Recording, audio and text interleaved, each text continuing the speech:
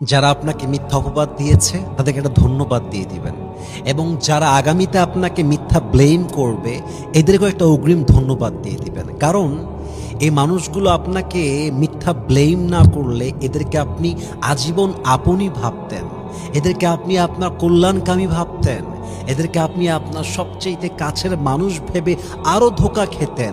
ভাগ্য ভালো আপনাকে ব্লেম করে প্রমাণ করে দিয়েছে যে সে আসলে আপনার আপন হওয়ার যোগ্যতা রাখে না। আরে যে আমার আপন হওয়ার যোগ্যতা রাখে, যে আমার ভালোবাসার মানুষ যোগ্য হওয়ার যোগ্যতা রাখে, পুরো দুনিয়া আমাকে অবিশ্বাস করলেও তো সে আমাকে অবিশ্বাস করতে পারতো না।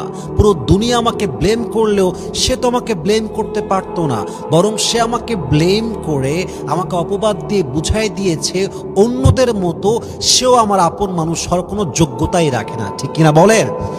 এই জন্য আপনাকে যে মিথ্যা অপবাদ দিবে তার সঙ্গে মারামারিতে যাবেন না, ধন্যবাদ দিয়ে দিবেন। কারণ আল্লাহ তাআলা জানেন যে আপনি এই অন্যায়টা করেছেন কিনা।